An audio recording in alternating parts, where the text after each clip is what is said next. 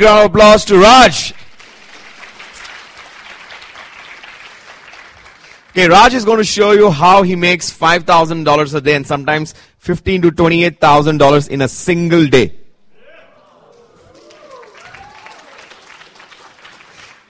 Okay, Raj, it's all yours. So Raj, can you tell us, what do you do? To make that kind of money? Can you just share with us what are the currencies you trade, time frames? Please go ahead. Yeah, so can you hear me? Yeah, cool. So I'll start off, I'll share with you what I do and how I made that $28,000 once. And it's absolutely possible doing it, but I want to put a caveat that Forex, you can make a lot of money, but you can also lose a lot of money if you go the wrong way. So I just want to make sure you guys understand it's not a rosy picture all the way. You could lose a lot of money as well, and I have gone through that as well, and that's part of the education of learning Forex. So with that, setting the stage, saying that you could make a lot of money and lose a lot of money as well if you're not following the right techniques, this is what I do. Obviously, I learned Forex from Kishore's course, so I follow the techniques, especially the technical analysis, the indicators. So I use IG markets. I sometimes use advanced charts, but I don't actually. The regular charts is more than enough. Now, the way you can make more money in the same time is if you actually follow different currencies which follow the same trend. So what I've done here is I'm showing you Euro USD and Aussie USD. If you look at those two charts, they're two different currency pairs, right? But they follow the same trend.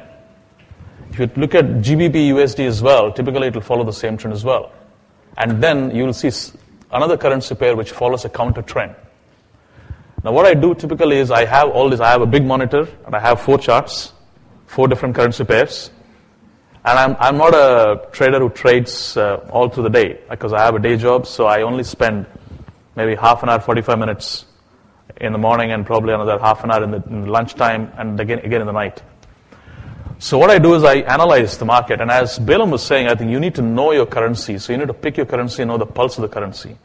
So I follow typically Euro, USD obviously, that's the biggest currency, British Pound, GBP, and Aussie, right? These are the 4 currencies I follow.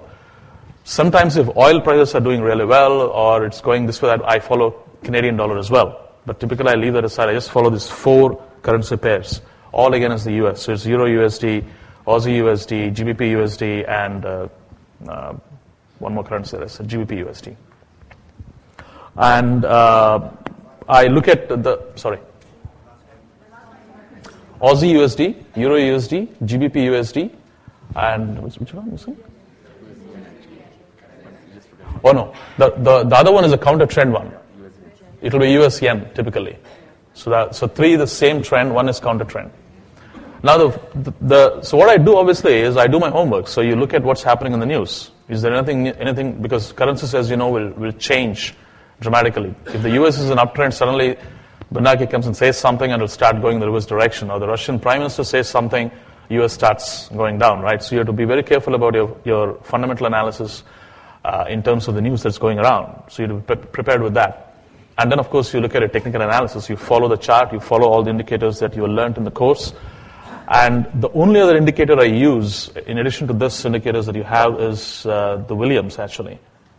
And the one that this thing also uses. Is it?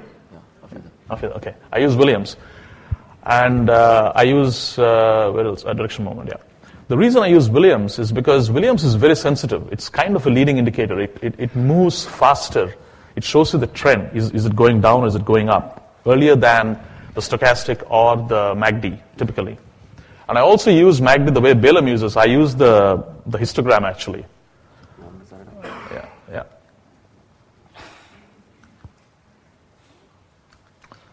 Okay, it's much more visual. It's much more easier, actually, if you use the histogram kind of a chart for MACD.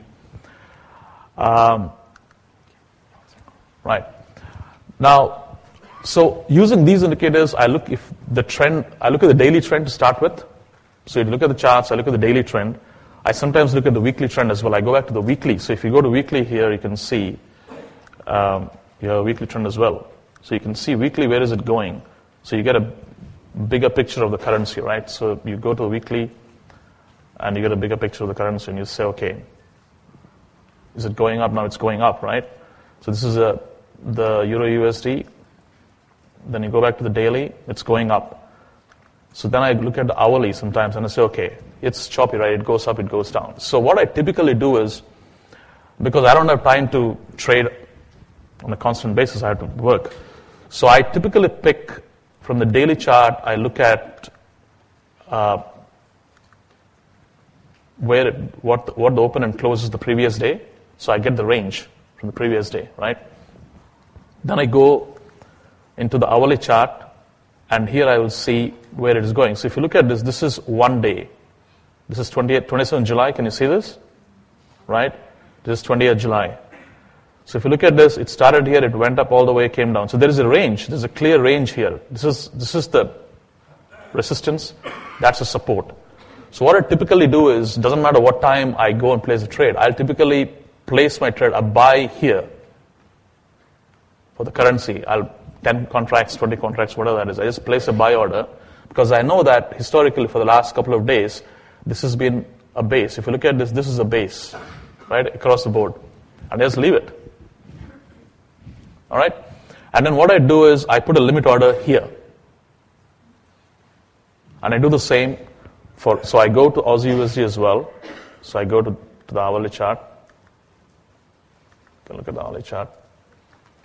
And you will see here you get your similar, you see here it's a different chart here. If you look at the hourly chart for Aussie USD,